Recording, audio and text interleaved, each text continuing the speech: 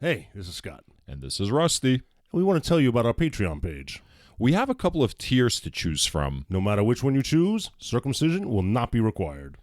Also, no matter which tier you choose, you will have our begrudging gratitude. And let's not forget the satisfaction you'll feel supporting two of the great artists of this generation. In addition, our patrons will have exclusive access to weekly post-show discussions, as well as our latest project, the Libel, the Bible. A modern interpretation of the Bible as translated and written by us. Keep an eye out for a free preview of the first 4 chapters of Genesis being released weekly, this month through our regular feed. Visit us at patreon.com/libelthebible to sign up. That's patreon.com/libelthebible. Choose the tier that's right for you. And previously on Libel the Bible. Moses continues his farewell address to the Israelites. It mostly consists of reminding them how unstable Yahweh can be and how to avoid his wrath. He reminds the Israelites that just because Yahweh's willing to burn people alive for them, doesn't mean he likes them. He then proceeds to remind them of all the times the Israelites defied Yahweh's commands, despite having witnessed the horrific punishments he inflicted upon those who disobeyed him. Basically, explaining to them why Yahweh considers them stiff-necked. And now, episode 47 of Libel the Bible.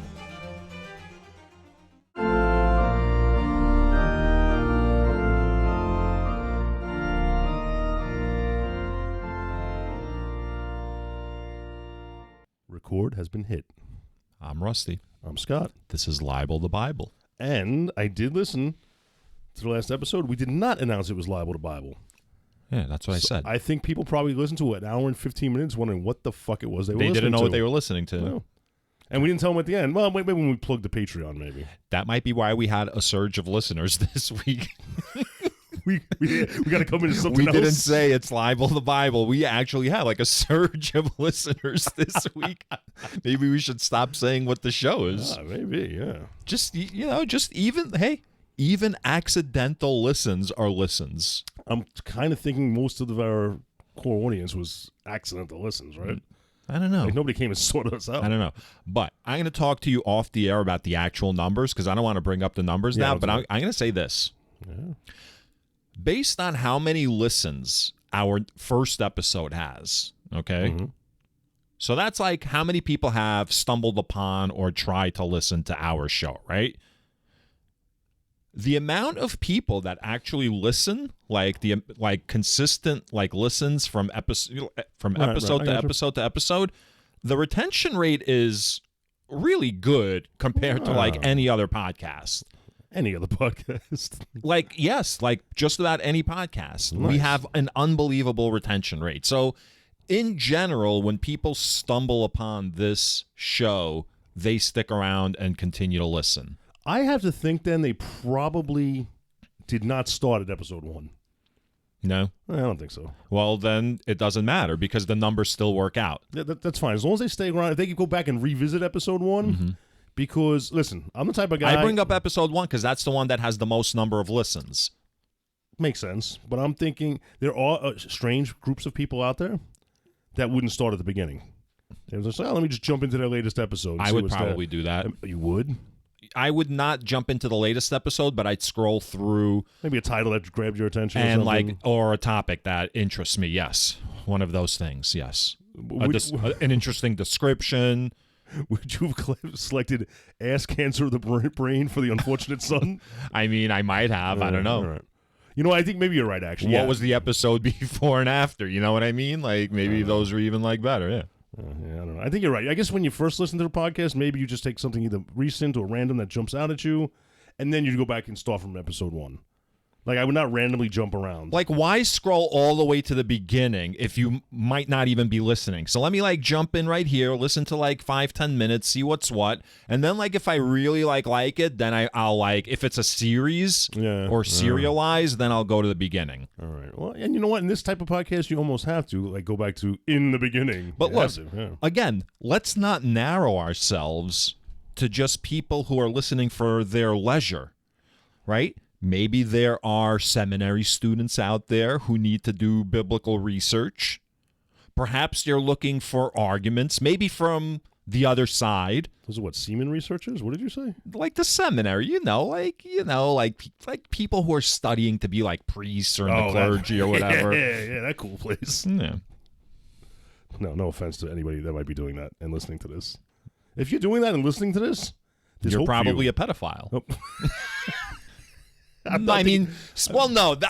I'm sorry. You know what? I shouldn't say that. You're probably not a pedophile, but you are probably more likely to be a pedophile than any other person in the population. If you're in the seminary and listening to this podcast, there's probably hope for you. You can still get out. Right. Like, we're your lifeline. Well, unless they're listening while they're hanging up photos of us that they secretly took onto like a bulletin board in a dark room and like targets over our faces, you know what I mean? So if there's push pins with different colored strings attaching the pins, then we got to watch out. We have to keep things in perspective, you know what I mean? Not every listen might be like a friendly listen. Sometimes there's hostile listens. And listen, I can't believe anybody that would get into the church to that level of devotion would ever contemplate violence against another human being. I can't imagine. No, because where would they learn violence from? Really? Certainly none of their texts would preach violence. I mean, they're there to make the world a better place, I'm assuming, right? Yeah. They're not just there to become part of the Pizzagate cabal that they're talking about out there, right? No. So what's up, Scott? What is up, man? I didn't bring up my talk notes. My talk notes. You didn't bring up your talk notes? My talk points. Do they teach you grammar, too? Sorry, Scott. I'm sorry. Scott, I have some stuff I wanted to say, man. What? It's not your fault. You can't do that again. That's like the 15th time we're doing that. And another. That's been like all to my Peter Griffin. Huh? It's been like all over TikTok. There's like a meme going around with people doing that. That Peter Griffin skit? They're doing different like daily things, and they're using that like voiceover as like the meme for like whatever's going on. Oh. Yeah. Scott, you got to get like, every once in a while, get like a little more involved in social media. Like, if you're on the toilet or whatever, pull up a TikTok. Yeah, maybe I will. I don't think I've ever actually gone to TikTok. Yeah. Like, if someone has sent me like a TikTok video, I've seen it, but I don't think I've ever actually here's the thing. Gone through TikTok myself. So this is going back to my rant last week about Twitter. Remember how I was talking about how people that are really unnuanced about social media, like they bother me when people say like, oh, Twitter's like garbage, it's a cesspool of like whatever. And I mentioned like maybe that's like your feed, maybe that's who you choose to follow. Like you could certainly follow like MIT scientists, you know what I mean? Like roboticists and like futurists and NASA fucking futurists. Fuck them. Yeah, futurists. Fuck them. I'll hook you up with some futurist accounts, bro. So I'm sorry. So anyway, the point being like, it's like, who are you following? So it's the same thing with TikTok. TikTok often gets dismissed because there is a lot of bullshit on TikTok, but there's also a lot of cool shit. There's cool shit about New York. There's like people that do like secret like histories of New York. And like they'll do like a TikTok from like a cool location that you might not have like known about. You know what I mean?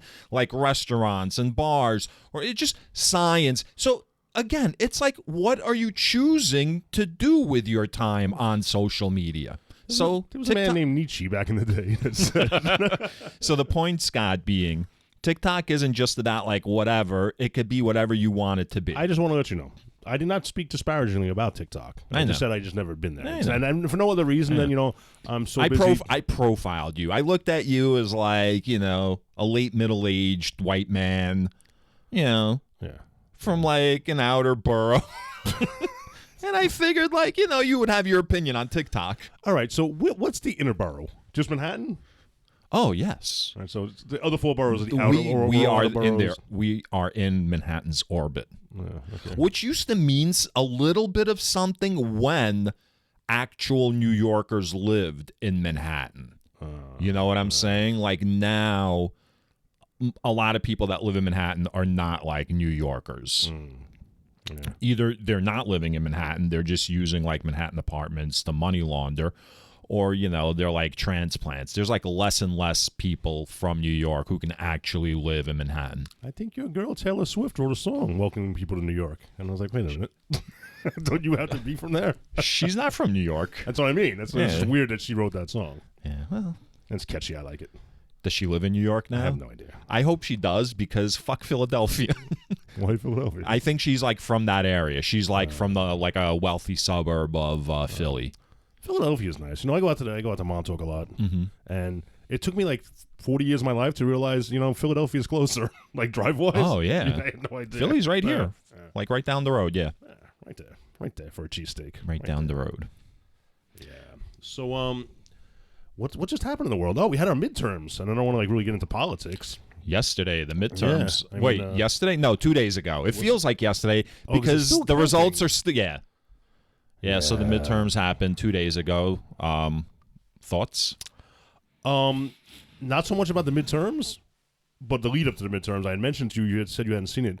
There was a commercial for Florida Governor Ron DeSantis that was basically saying, on the 8th day, God created Ron DeSantis. They don't say him by name, but it's pictures of him and stuff. It's like, on the 8th day, God created a fighter. So I think I'll send you the link as soon as I figure out how to find the link to send it to you.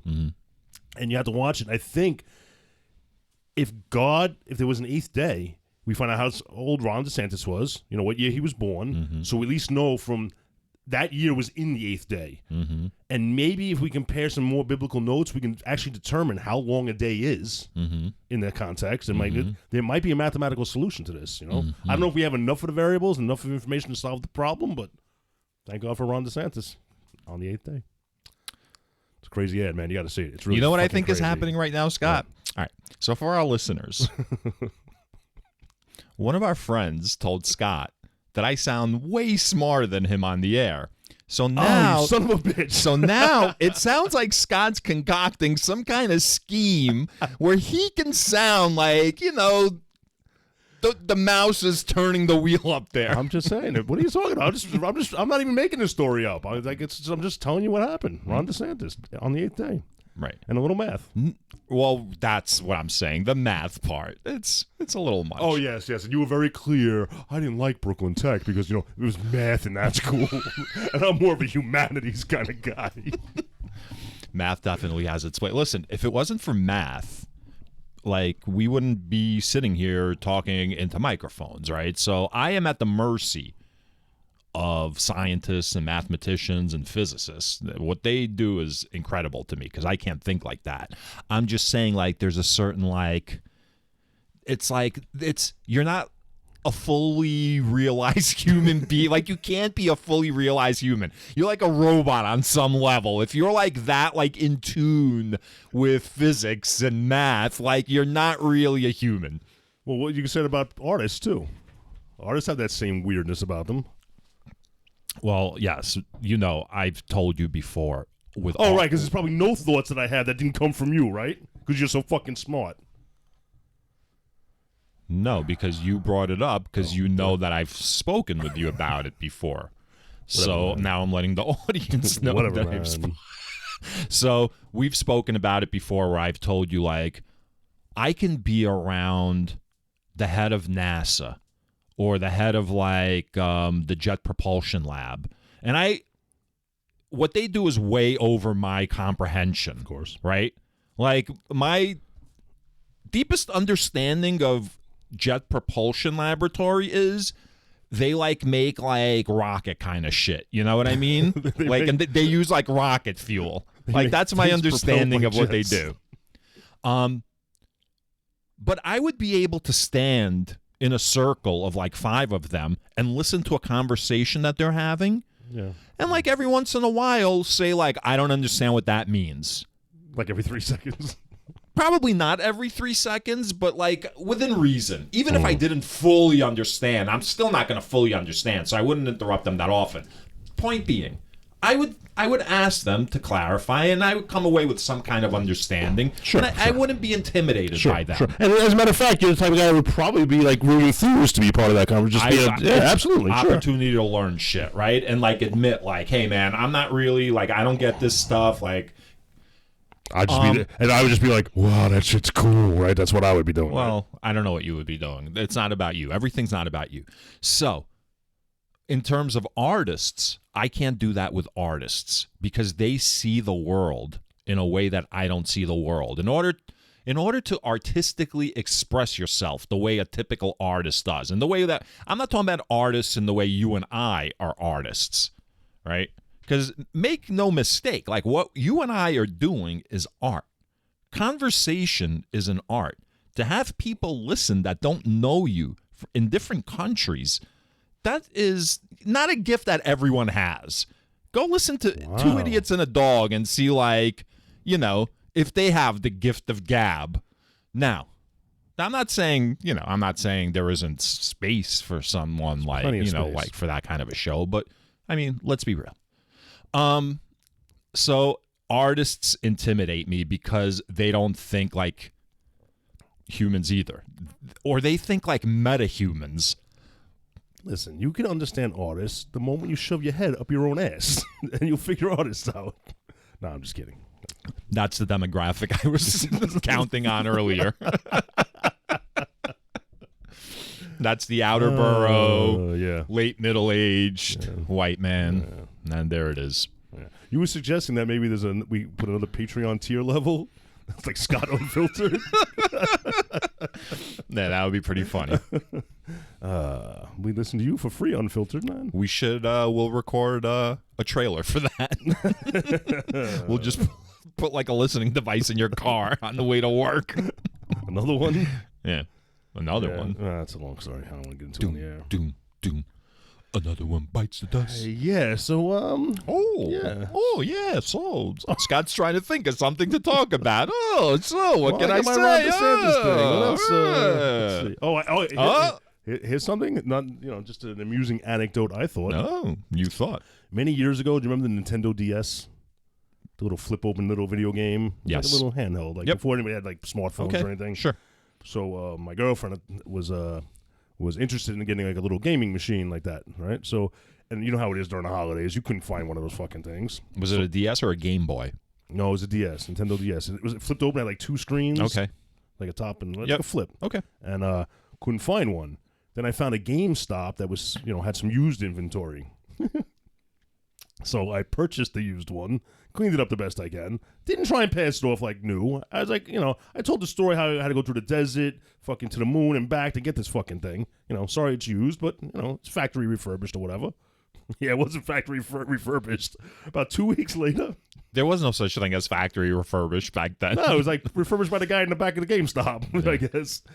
About 2 weeks later, I guess, like units, even today, you can put your name in. Like, you can customize it. So you put hey, what's your name? Rusty. So it greets you. Hey, Rusty, would you like to enter the cave and attack the dragon? Japanese are so polite. It's unbelievable. It's fantastic. Yeah. Well, apparently, this unit never prompted her to do that.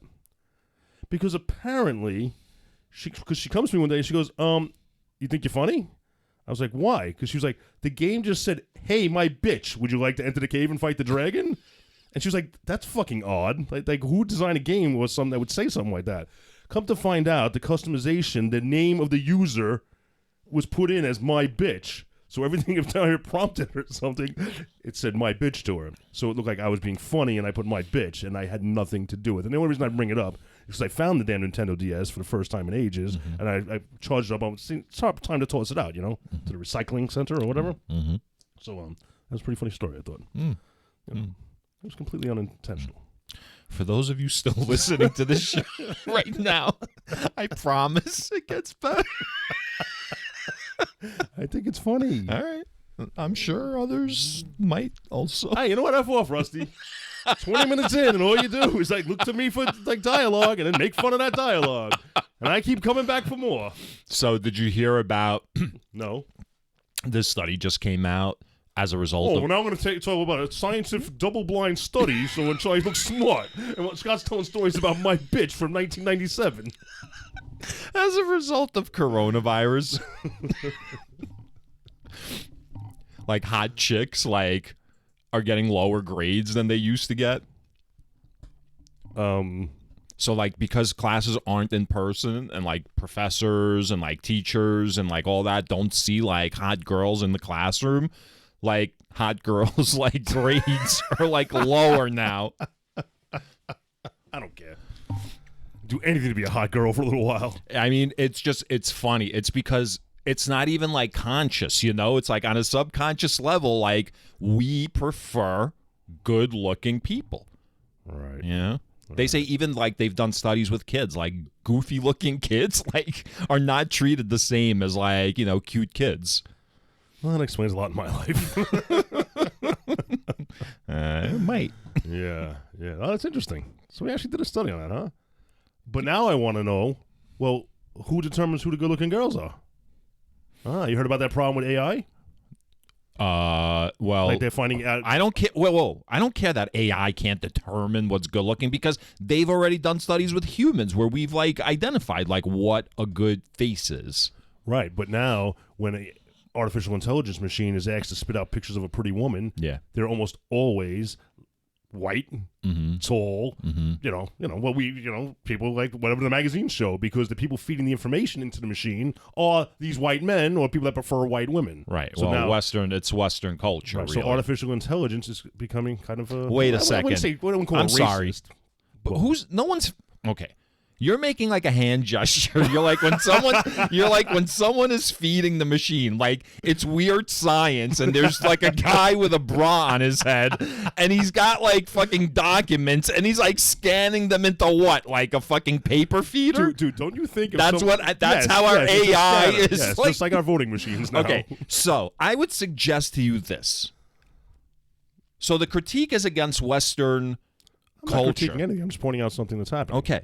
But I would ask, I'm assuming the AI is connected to the internet and that the AI speaks all languages. Like it's been programmed with all of this. The AI is not connected to the internet yet. You know how you know? Tell me. Because Skynet's not here yet. Once it goes online, it's done. We're done. So it's getting information from China. So it's got to be getting like Chinese art and like Chinese magazines. Dude, yes. China doesn't feed the machines. China sells us the machines, and then we do the nefarious things. So it would be interesting to me to see like what, like that paper on the AI spitting out. You just want to see that the stack particular of pictures image. that Like, the what is their machine. methodology? You just want to use because it sounds weird to me, especially considering, by the way, that China and India have like 50% of the world's population. They're not the ones feeding the pictures into the machine. What are you talking about? India has like a huge I don't know what I'm talking about. I'm just saying.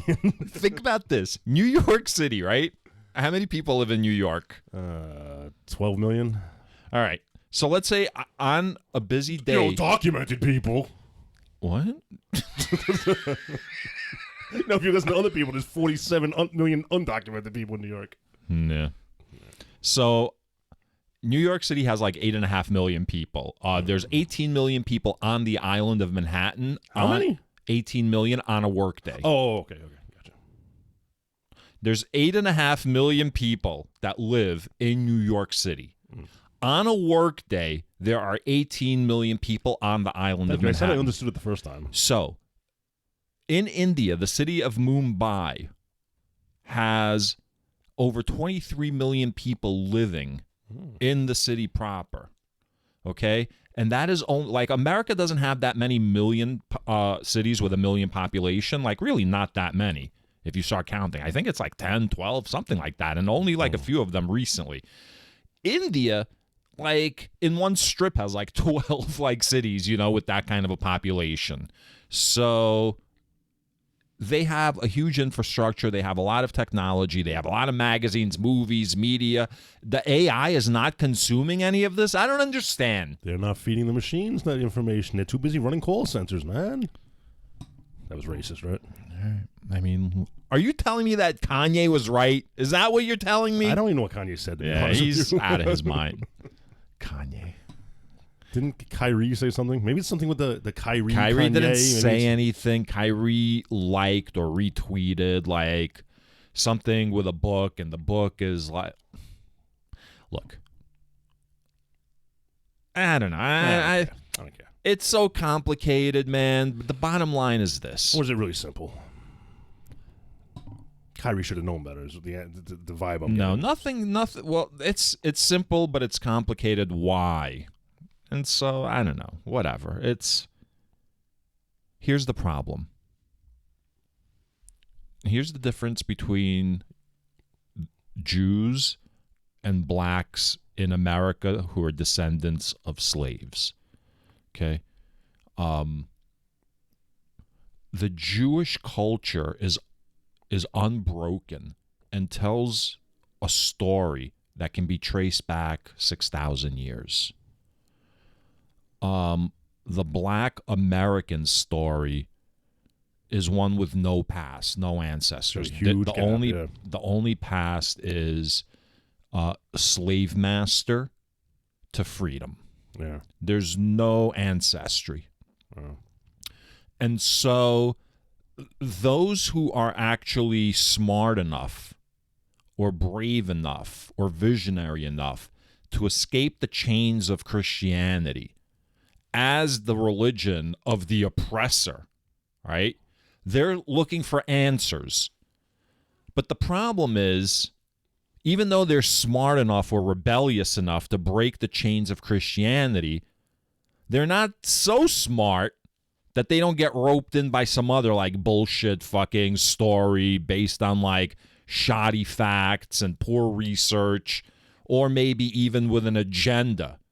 So like the story of the Israelites, right? So like a lot of black groups believe that they are the descendants of the Israelites that we are reading about right now in the Bible. So when you hear about like the black Israelites in Times Square, right? So that's kind of like a different sect, the black Israelites that you see in Times Square. I don't know like what sect that is, but that's like it's an adjacent religion to the Israelites, okay? So I worked with an Israelite and I had many conversations with him about this topic. And I still don't fully understand like what his position is, like the Israelites' position. But basically, they believe they're descendants of the Israelites. And that's why like someone like Kanye or Kyrie will say we can't be anti-Semites because we are Semites. Oh, right. The problem is genetically and historically, they are not descendant of people from Northeast Africa and the Saudi Peninsula, or the Sinai Peninsula. They are descendants of peoples from Western Africa, which is thousands of miles away.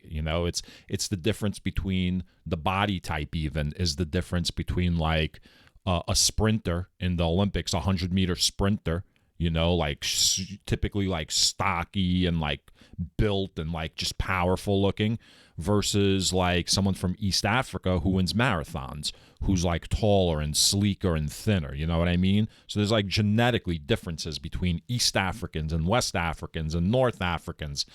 So that's the problem. The problem is they're looking for an identity, which is commendable. Like they understand Christianity is bullshit.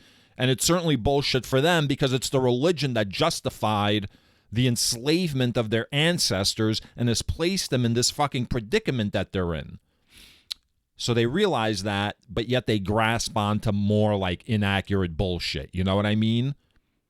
So that's a big problem. Another big problem is a lot of this kind of ideology leads them to say like, well, we're descendants of like the pharaohs.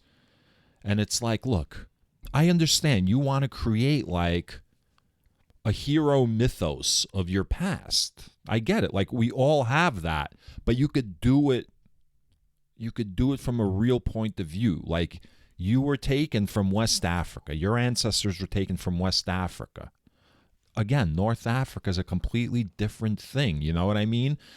So the problem is that in an attempt to sort of free themselves of the matrix, they get like caught in a whole other matrix. I got you. Yeah. Oof. Yeah. It's deep. It is deep. Sad too. Yeah, man. I cannot imagine. And really, what are we talking about here? Like, how many years has it been? Like 160 years since slavery ended? Like, in terms of history, that's not a long time. And Is it 160? It's really it's about it's 160. Really, yeah. And I was going to comment on that.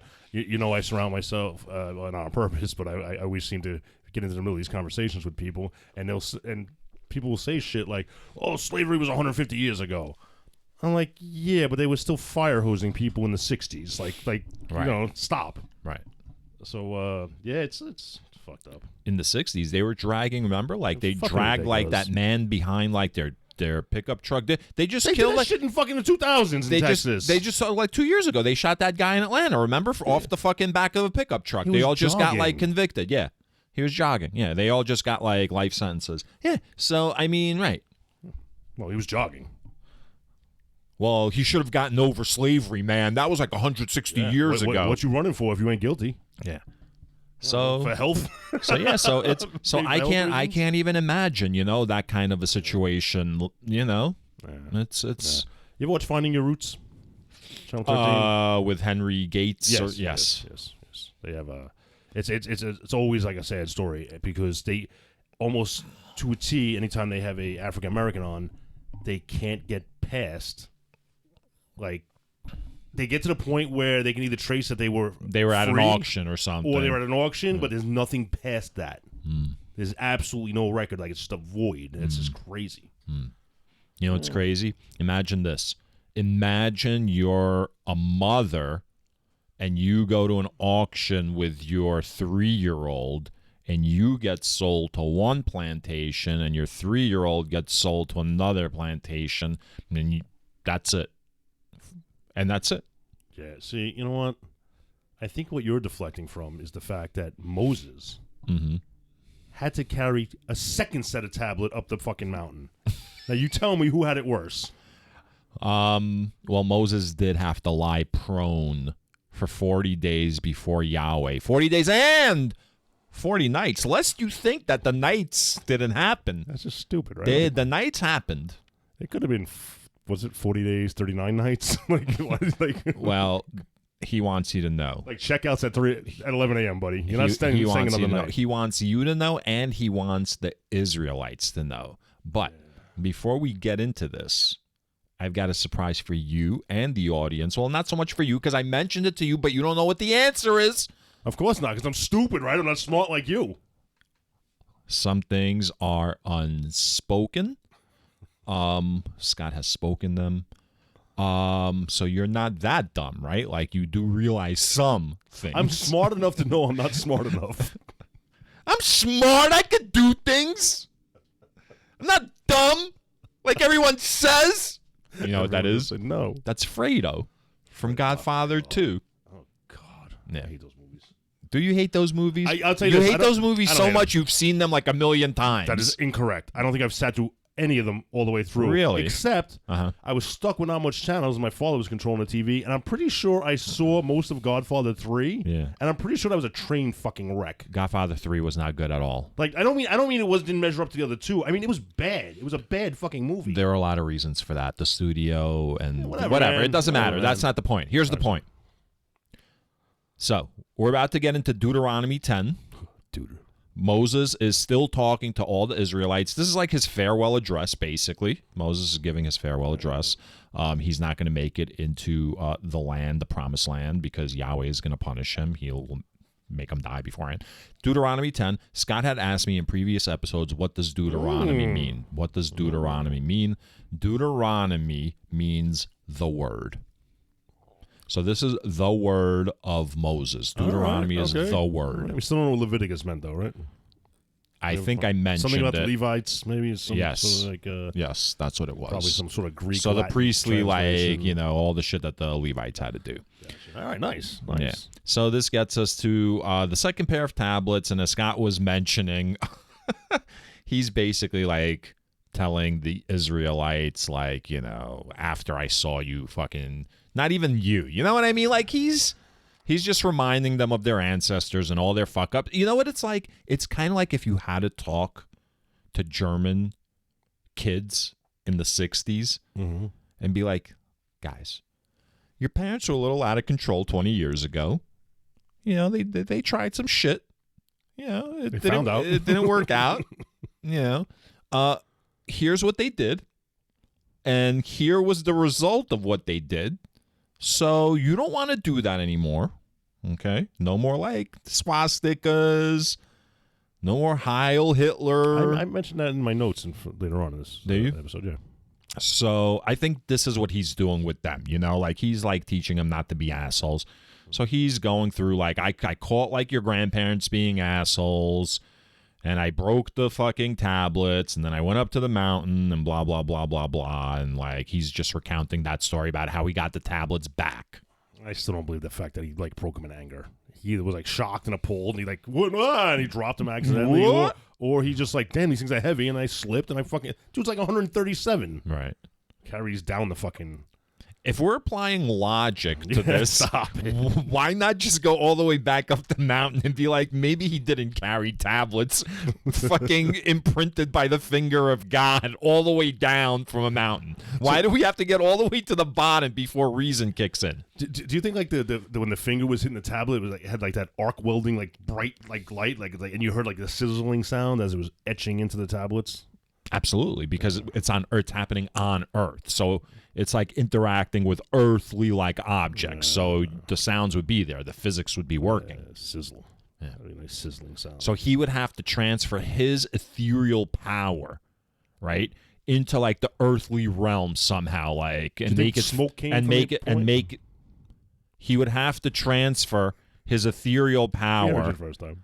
and make it like physical. So that's what I wanted to say. I just have one word left to say in that sentence. Go ahead. I was waiting for that one word. Do you think like smoke rose from it? Like when he was From doing his it? finger or from like the etching? when it was etching from his finger, like I think all of that happened. Smoke That's byproduct? so that's what I'm saying. I think everything physical, if you were like burning into stone something, then yes. All right. I don't know. Does all stone like emit? I don't fucking know. Well, then why the fuck are you asking me? Why the You're fuck would I know? You're so fucking smart. Oh, Rusty went to Brooklyn Tech, but he liked math. He's a humanities guy. So now let me ask him about masonry. Fucking asshole. Let's take a sip of that water and cool off, man.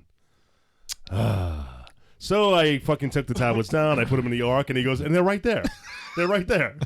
Like, yes, Moses, we see them. And what's funny is they don't know that that's real. Like, he's just telling them. Oh, fuck. You know what? Nobody he's talking to That's right. has probably seen the tablets. That's right. They just, the Levite descendants that have to carry this fucking thing, Well, probably like, what are we carrying? Look, no. I mean, maybe even they've seen the tablets, but how can you verify that the tablets are from God? You can't do that. I guess not.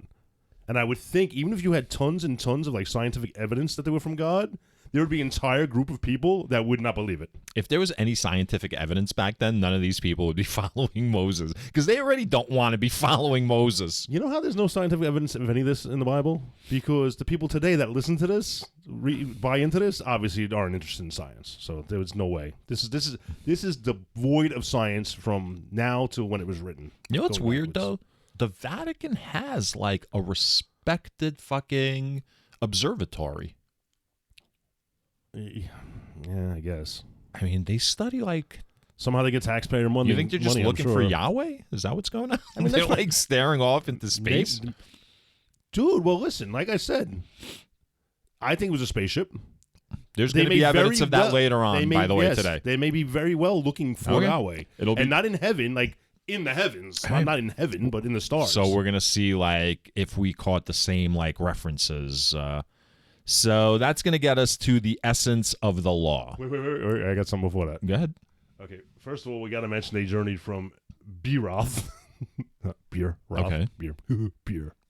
Right? And then they mentioned a town. From there, they journeyed to Gudgoda. So this is like Moses when he's talking to the Israelites and he's talking about like all the times that God like sort of like fucked them up. Is that what you're talking about? No. They journeyed to a place that it says Gudgoda. It's verse 7, if you want to see it. Okay. Look, you see it? Go ahead. Yep. I'm thinking this was interpreted improperly because somebody had an accent. And somebody was like, oh, you like that place over there? Good, go there. Now look at how it's spelled, right? Good, go there. That's how it's fucking spelled. Like if somebody from Queens was saying that, good, go there. Yeah. Yeah. I'm just saying. That was my note for that part. That's great. I'm glad that. Yeah, you move on, man. Yeah, I'm glad that we covered that one. So now we're at the essence of the law. And again, do not forget, this is Moses still speaking to the Israelites, the essence of the law. So this next section, we're going to like break it down. We'll read like what Moses has to say, and then we'll discuss. All right. You ready? You read. All right, so the essence of the law, Deuteronomy 10, verse 12. So now, O Israel, what does the Lord your God require of you? Only to fear the Lord your God, to walk in all his ways, to love him, to serve the Lord your God with all your heart and with all your soul, and to keep the commandments of the Lord and his decrees that I am commanding you today for your own well-being. Let's discuss. Okay, I'll start. Go. Since you read. Yep. He goes, what does God require of you? And the next word is only. Only. And they're making it sound like it's not going to be a big fucking deal. Only. Except it's pretty much everything. You have Yeah. to give him everything. All your time, all your energy. Right. So, that, hey, listen. That's like if you lose an election and you call like a senator or a governor and go, listen, I'm only looking for 11,376 votes. That's all I need. Come on, give me a break. All right? Here's what following Yahweh is like. This is what Moses is telling you. It would be like, you know how like the Jetsons, remember they had those apartment buildings in the sky and they would like travel to like work, okay? Yeah. Now, Matt, take away the fucking cars, right? But keep all the buildings still that high. And now, instead of flying cars, just have tight ropes that fucking stretch from one place to another, right? That's what it's like to follow Yahweh. You better fucking stay on the path. Do not fucking make one wrong move because you're fucking dead. You know what you are? Do you remember when they put the dog out to take a walk? What? Who?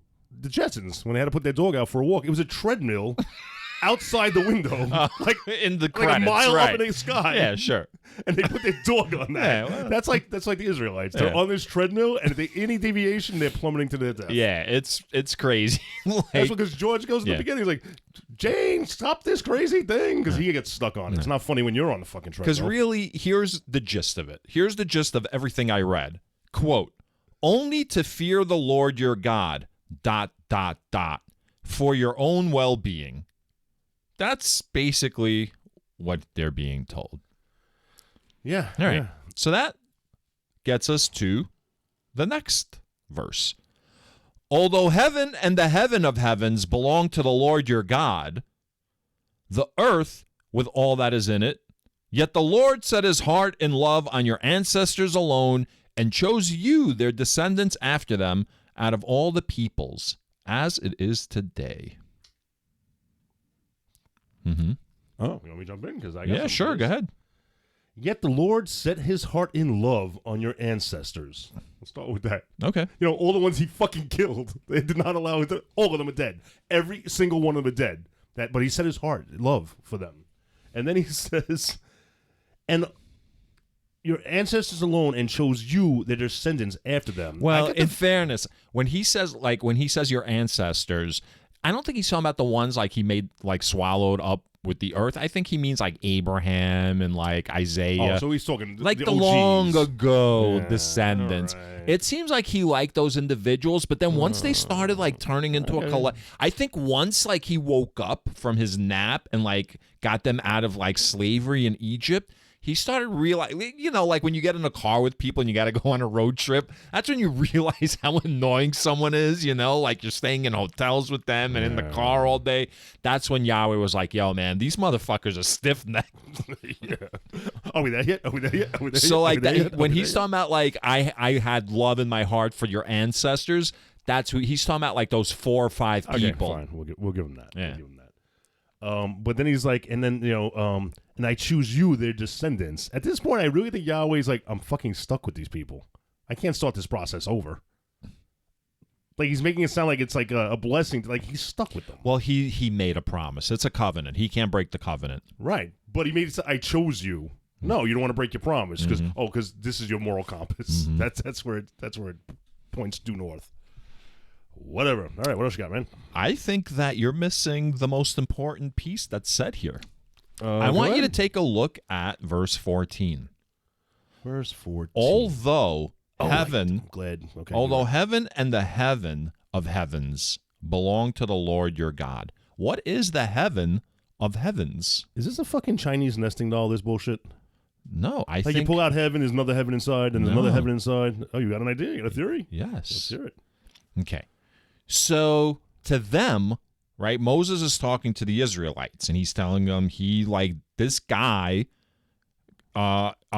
he belong, heaven, the heaven of heavens belongs to this guy, right? So to them that Moses is speaking to, the Israelites, heaven is like the sky, right? Like they look in the sky, those are like the heavens. But Yahweh owns the heaven of the heavens. That's like alien shit, man. He's not from around here. Like he's from the heaven of the heavens. Like he's from way out there. Like he ain't just from he's not from this neighborhood, shit. yo. He's not even from this galactic cluster or whatever. Well, I don't know about that. I don't know if intergalactic travel. I'm not going that far, but he's definitely not from the solar system. Let's say that, you know? I don't know if intergalactic travel is fucking likely. All right. Now with that steampunk starship. Oh, okay. I was thinking maybe like you said, we've said there's other gods, but they're lesser gods, and they occupy the heavens, but he occupies the heaven of heavens. Like he's on the pyramid. Like he's at the top of the pyramid. That's what they want you to think. That's how they teach it. That's how they're teaching it. Like, oh, he's just talking about pagan, blah blah blah. Well, what's more likely? Like pagan gods, a fucking god with a goat head or an elephant trunk, on an arm. You know what I mean? Or fucking intelligent alien life that's buzzing around the universe, which is actually physically fucking possible. Right, like the Minotaur and the Labyrinth isn't the more likely. We move on. All right. Circumcise then the foreskin of your heart. Pull that mic away from your mouth, man. You are clipping.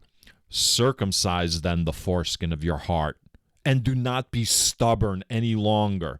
For the Lord your God is God of gods and Lord of lords, the great God, mighty and awesome, who is not partial and takes no bribe, who executes justice for the orphan and the widow, and who loves strangers, providing them food and clothing. It's starting to sound like a Trump speech. I wrote that. It's in my notes. Can we Go move ahead, on? do it. Go ahead. Okay, so first he says, circumcise then the foreskin of your heart. My only note was, wait, what? Yeah. What does that mean? It took me a second to understand. Well, do bless me with your knowledge. Foreskin is a protective covering, right? So, he's saying, take that, allow yourself to love fully and completely. It's just a weird thing to say when circumcising and foreskins are so. Maybe he's just trying to keep those words in the common vernacular, right? So people are like, oh yeah, circumcision and foreskin, this is normal behavior. It is normal behavior. Everyone, your body is normal. Well, for these people, it is completely normal behavior. Everyone he's speaking to is every man is circumcised. Yeah. We're not as crazy as some fucking Muslim fucking sects that need to fucking circumcise women. Oh, right. That's fucking outrageous. That's not what they call it, though. Is it? That's what medical science calls it. It's called female circumcision. Is that what it's called? It's mutilation. They fucking take That's what I thought it was. clitoris fucking, yes. Mutilation or something, yes. But I think they call it circumcision. Oh, that's interesting. Yeah. Yes, and then I have a note. Begin Trump-like speech. Go ahead, do it. No, that's it. Begin the Trump-like speech. No, you did it already.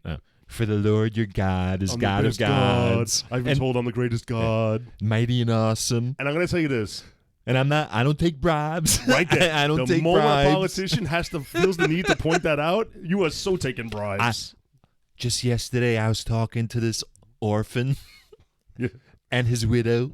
Before I kick him down a flight of stairs. Yeah. All right. So. You wanted me to do a Trump voice? I don't do voices. Yeah, it would be funny. No, it wouldn't be. Can you do a Trump voice? I can't do it. I can't do a Trump voice. You do voices. I mean, Not well, but you do right. them. I do them really I'm poorly. willing to try a voice. You know what? Being surrounded by such smartness in this room, it's hard for me to take that step. Your bottle kind of looks like Donald Trump. Oh, shit, it does. Turning around towards you. Oh there you God. go. So my wine bottle, the cork disintegrated. So I got, if anyone knows, when you cut a lemon in half, You can wrap it in this this material and squeeze it so the seeds don't come out into your food. I put that over my wine bottle, so it's a very yellow looking thing, and it does look like Patreons. Maybe you get a picture. Maybe. So, patrons. Sorry. That's all right. They don't expect anything. They don't You know what? expect all that fucking much. picture. You get no picture of my All right, fucking so that gets us down to the last part of Deuteronomy 10, starting at verse 19. You shall also love the stranger, for you were strangers in the land of Egypt. You shall fear the Lord your God. Him you shall serve. To him you shall hold fast, and by his name you shall swear. He is your praise. He is your God who has done for you these great and awesome things that your own eyes have seen. Your ancestors went down to Egypt 70 persons, and now the Lord your God has made you as numerous as the stars in heaven. There's a lot wrong here. Yeah, I'll start it off by saying, and who loves the strangers. Mm-hmm. Yo, there ain't a stranger that ain't dead in this story. Tell me a stranger that he didn't kill. And there's going to be further instructions to also kill, by the way. Like, look, what? And then I'm going to fast forward to the end, unless you want to comment on something. Oh, yes, there's more in between. Yeah, do the in between. I got nothing. Yeah. So he says, obviously, like, you know, you're only going to, like, believe in Yahweh, don't fuck around, blah, blah, blah. But then he says, your ancestors... No, not your ancestors. He is your praise. He is your God who has done for you these great and awesome things that your own eyes have seen. But the problem is their eyes have not seen it, and he's already said, like, your eyes have not seen it. And he mentions, I think, in the next book, next chapter, and I have a note on that. I don't Yes. want to talk about it yet. Yes. That your parents, like, you haven't seen, Right. like, his greatness, but, like, trust me. Then your ancestors went down to Egypt, 70 persons. Uh-huh.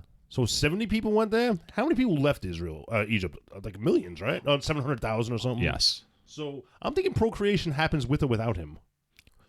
Don't you remember what happened? Joseph in the Technicolor Dreamcoat was in, like, prison. He got out of prison because that guy told a dream to the Pharaoh or whatever, right. remember? The Pharaoh fucking loved him because he told the Pharaoh, remember, 7 years famine, 7 years this. So he totally, like, fucking, the Pharaoh invested, like, in the stock market with this guy. Right. He totally fucking gave him, like, a 200% return. Pharaoh's like, yo, man, bring your whole family here. Yeah. So then he sent for his family, his brothers, his dad, and that was, like, the original group that came. And then the next book, which was Exodus, started with God being like, oh, shit, I wonder how, like, my people are doing. Let me go check on them. And it's 400 years of slavery later. So, like, yes, in those 400 years, they procreated, which leads you to, like, ask how bad was the slavery? They went from 70 to, like, 1 million? Yeah, yeah. Well, I wonder, because I don't think slaves would just be allowed to just, look, create enough people where you can risk the army of the enslaving force. The Israelites were built to be slaves, right, Scott? I mean, I get it. I didn't say what you're saying. I didn't say that at all. It's going to be in the previously on next week. I think what I said. Oh, fuck you, man.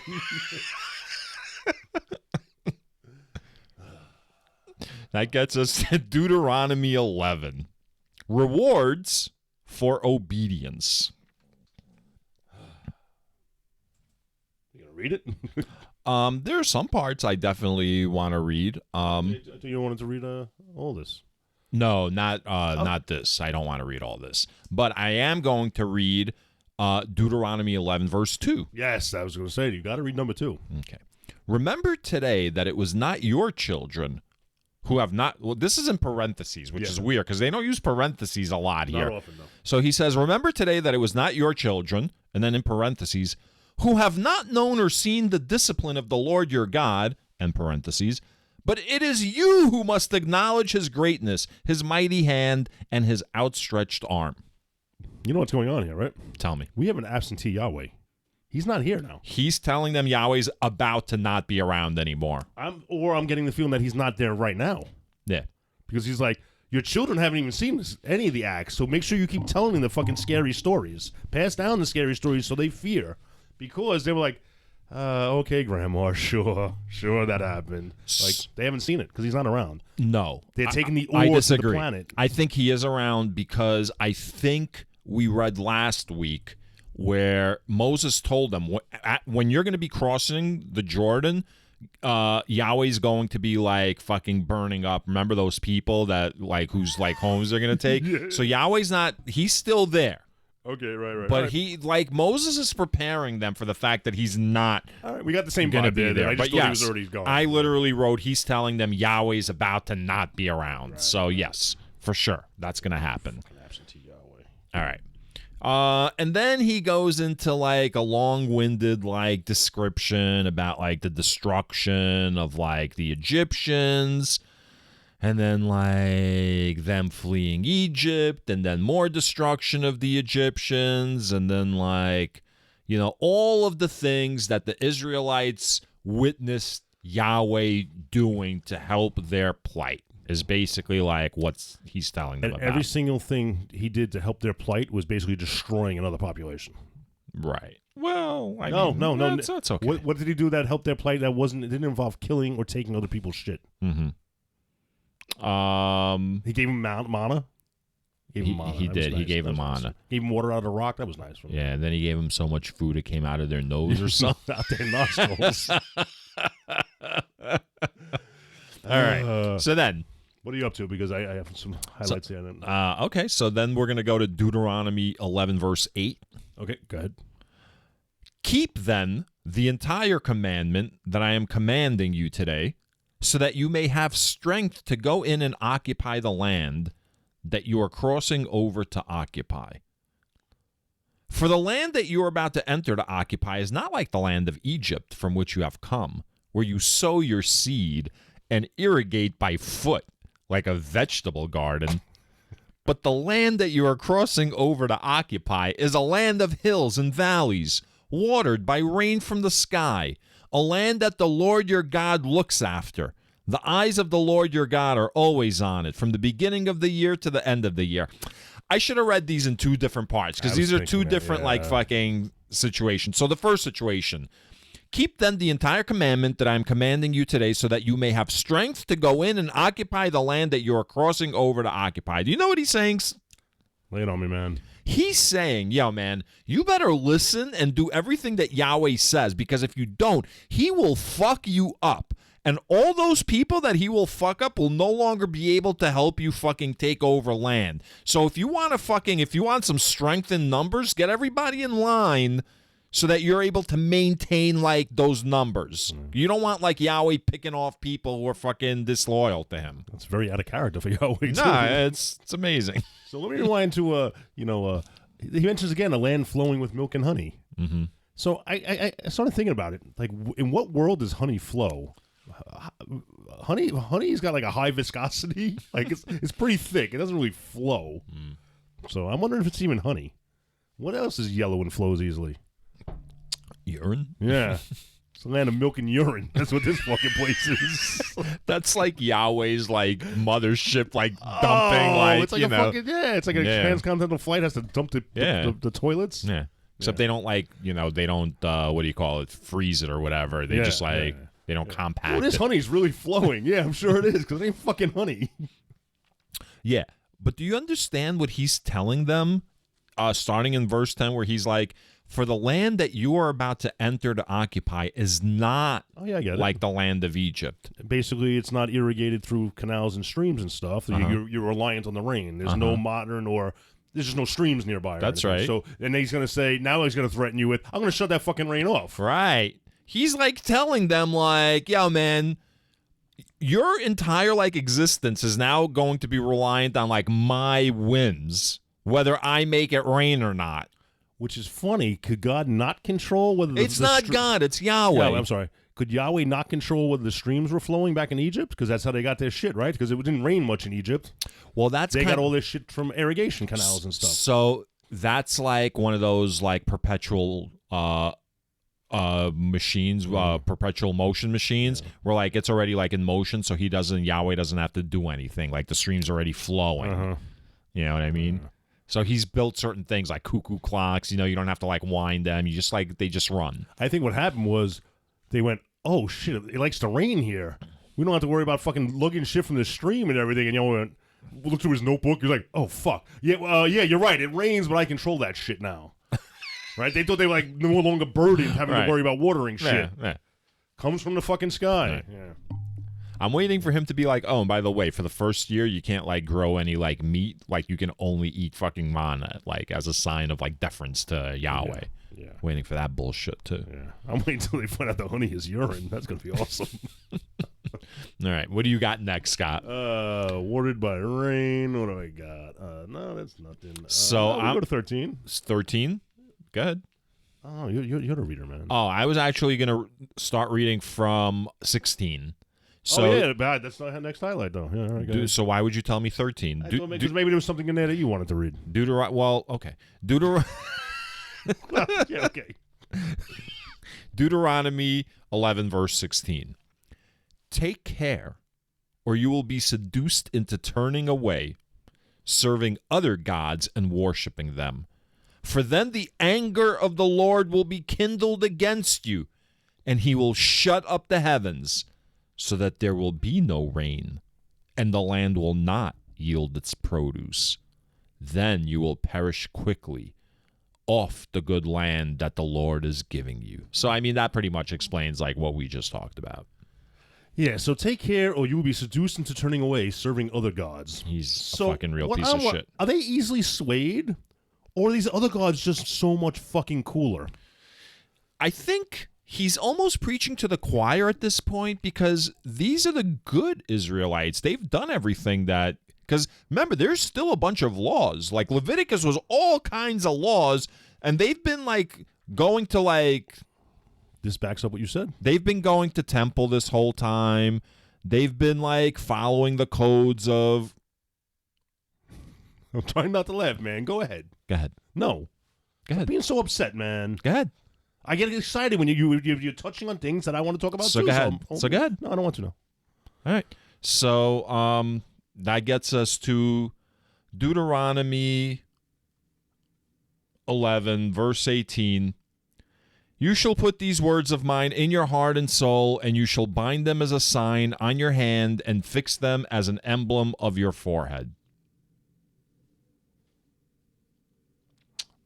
I don't say about that. That's like probably where some of these stupid like dress codes come from. I feel like you mentioned this like in the last episode. For like orthodoxies. You feel that? The hand and door on the thing on the door, the thing on your forehead. Yeah, all that stuff. That definitely wasn't like already. That definitely wasn't the last episode. Maybe it was a previous episode because you said it was probably like Leviticus. It was like Leviticus. No, I was thinking more about like the thing that goes on like your wrist and like on your forehead. It's just like weird. Like something that goes on your hand and an emblem on your forehead. Yeah. You mentioned it like 2 episodes ago. Oh, all right. Well, now I'm mentioning it again. Write them on the doorposts of your house and on your gates. You know who fucking did this? You know who fucking covered every part of their society with symbolism? Nazis. Every video you see from Nazi Germany, there's a swastika and a red and black stripe something on everything. Just saying. What's with all the symbolism? Like what? Well, you have to have it on your forehead. You have to have it on your wrist. You have to have it on all your doorposts, all your gates. No, I see. You have to put your symbolism everywhere. Well, yeah, because you're supposed to, in Nazism, you're supposed to remember that you're part of the state, right? It's fascism. You're part of, like, the party. Here, you're part of, like, Yahweh's cult. You have to remember, like, who's in charge. So it's, like, that same, like, thing. And you have to do whatever Yahweh says, the same way that a German would have to do everything that Hitler said. That's a similarity I'm drawing. Like, and we don't see a problem here? Well, of course, it's fanaticism. That's why the reason we're doing this podcast is because we see a problem here. I see a problem here. Welcome to fucking the reason for the podcast. Yeah, I'm good. I can skip 22 all the way down to 26 unless you got something to say about that crap. See, I am setting before you today a blessing and a curse.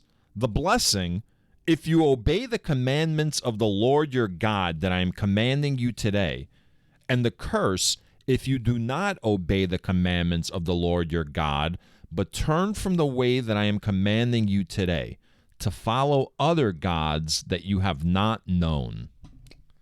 My only note on this is, no middle ground, huh, God? There's like absolutely no middle ground. You're either doing the blessing thing or you're doing the curse thing. There's no fucking gray area. Well, I was thinking more about, like, what about none of the above?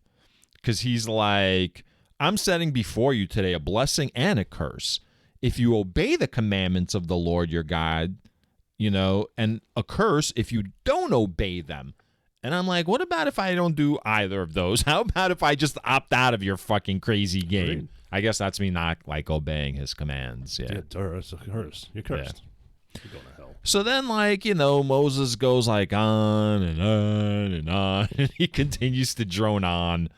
And he's going to continue to drone on for, like, another 20 fucking chapters.